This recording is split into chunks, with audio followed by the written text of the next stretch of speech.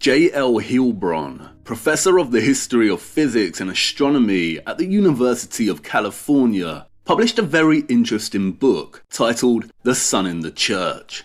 Its primary argument, or point of exploration, is in dissecting the notion that the Roman Catholic Church gave more financial and social support to the study of astronomy for over 6 centuries, from the recovery of ancient learning during the late Middle Ages into the Enlightenment, than any other and probably all other institutions.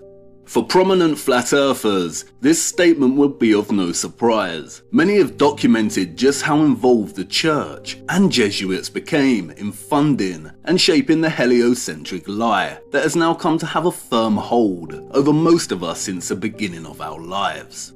To call Heilbron's book a riveting read would be a lie. It's just as much a headache as some of the topics it covers, primarily that of somersault mathematics that the Jesuit-funded astronomers formulated in trying to justify the so-called science behind the heliocentric model, and the multiple commissions of the Church in trying to align Easter with the vernal or spring equinox.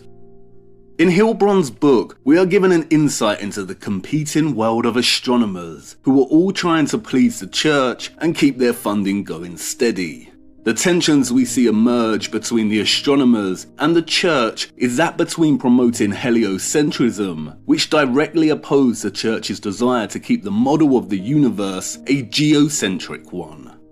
As you know, the heliocentric model places the sun in the center of the solar system, and all the planets revolve and orbit around it.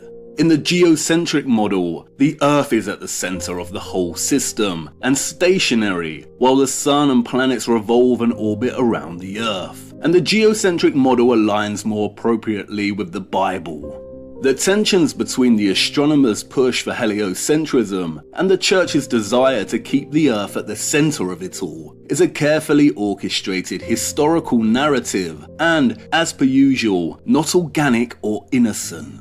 Just like the politics of today, the left-wing heliocentric model and the right-wing geocentric model are, in essence, just 2 wings of the same bird, and that bird is spherical. While on the surface, the church seemed like it wanted to keep heliocentrism at bay for fear of promoting a model that is in direct opposition to what the Bible specifically states, that the sun and moon move above us and that we are stationary, what they were really doing is orchestrating a head-to-head between 2 schools of thought, geocentrism versus heliocentrism. But in both schools, our realm is an unbelievable, unscientific spherical mass. This wasn't a flat plane going up against a sphere. This was a sphere at the center coming up against a sphere flying around a gigantic sun. Alas, the narrative of geocentrism versus heliocentrism is the tired old familiar playbook of funding both sides. But the war was already won before they started their pantomime. The Earth was declared a sphere. All they needed to do now was have the scientists and mathematicians declare that their findings worked better when the sun was at the center of it all. Mission accomplished. Poor geocentrism. It got used and abused on purpose to usher in heliocentrism.